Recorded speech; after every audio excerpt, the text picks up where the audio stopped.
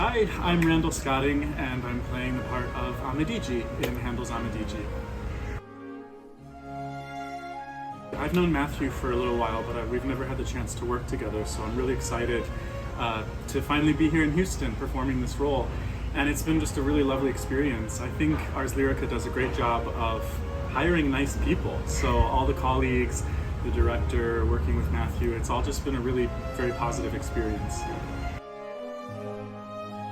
Yeah, actually, well, Handel, as a countertenor, Handel is one of our main composers. He's kind of the bread and butter of the roles that we do. I've been singing a lot of Handel recently. I've just been singing in 3 different Handel productions right before this.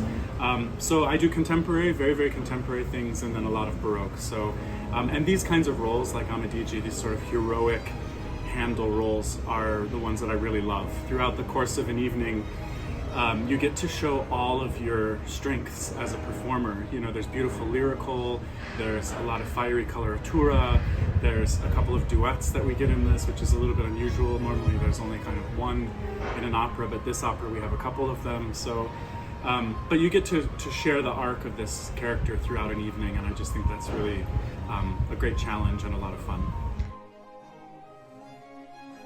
Okay, so the role of Amadigi was written for this singer called Niccolini, and he'd been in London for a few years at this point.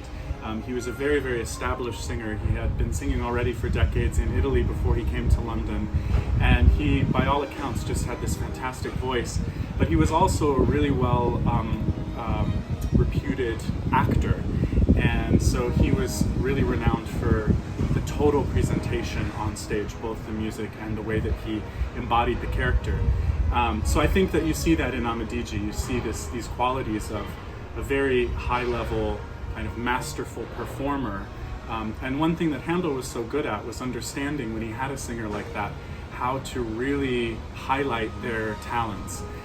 So I think that you see that in this score. You see that Handel knew just how to compose in a way that would really showcase this incredible singer that London was infatuated with, because he was this exotic person who'd come over from Italy.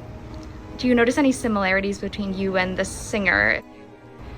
Sometimes, you sing a role and it just sort of fits you like a glove. The music, the sort of psychology of the character, all of that kind of just suits you, and you can kind of slip right into it very easily.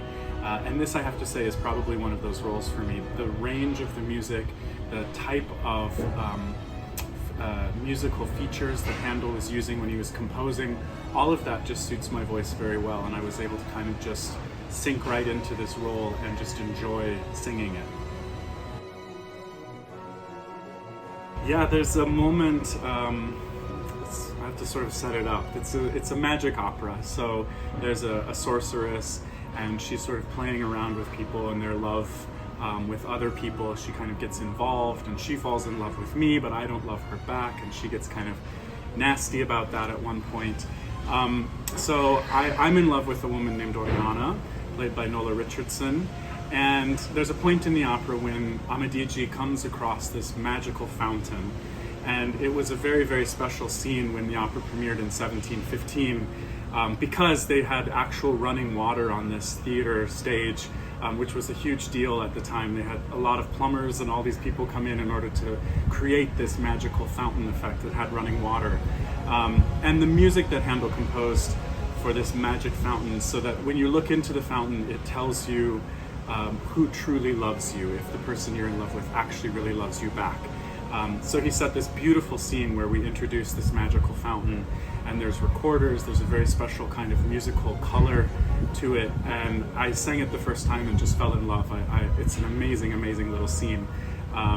So he glances into the fountain, and I don't want to ruin any of the surprise for the audience, but he finds out if his love loves him back. So Amadigi was one of the first operas that Handel composed when he arrived in London in 1715, and it was this huge success. It was magical elements on stage, all kinds of fancy machinery and this fountain and all kinds of elements that the audience in London hadn't seen. They really wanted to make it a big spectacle, and it worked. And this was one of the operas that helped to solidify Handel's name in London, and he then continued to compose very successfully there for several decades. But this is very early on for him. And one thing that I really love about this opera, because he was still kind of experimenting a bit, is you get these new ideas, you know, these new musical ideas. He's still exploring the genre of opera. He hasn't composed too many of them at this point. And I just think that there's a kind of a youthful, very interesting quality to the ideas that he represents in the music.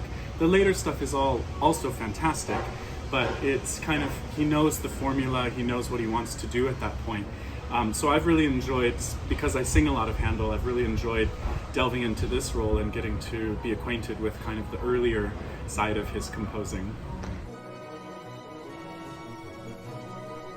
So I was so interested in this one particular singer that Handel was working with, called Senesino, that I started to research him while I was busy performing and singing. I just would go home at night after rehearsals and start to do research on this singer just for my own curiosity.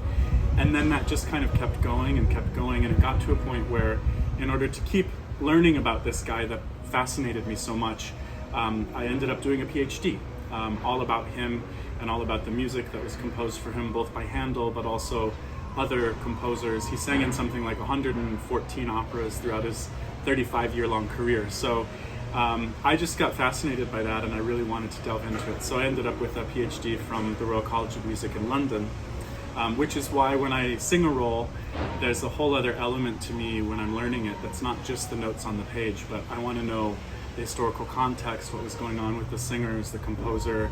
I want to place it, you know, kind of in connection with all the other operas that I know about from the time period. Well, after this, I'm singing more Handel. I'm doing a Julius Caesar in New York. I'm singing Handel's Alcina in Frankfurt next season. So yeah, lots and lots of Handel, which I love. It's amazing music to sing. I think this is a great opera to come and see, because I think that the director, Tara Faircloth, has done an amazing job understanding kind of how to present an opera like this, which has a lot of tricky elements, this sort of, you know, magical features that I think could be pretty complicated to present, but she's found a way to do it that I think will be really effective. There's a lot of projections, there are these screens that come in and out that people move through that come in different formations. The costumes are amazing from what we've seen so far, and I just think all of that, and of course the most important thing is the singing. My colleagues are just fantastic. It's so much fun to work with this cast. So I think all of those elements will come together to create a really special experience in the theater.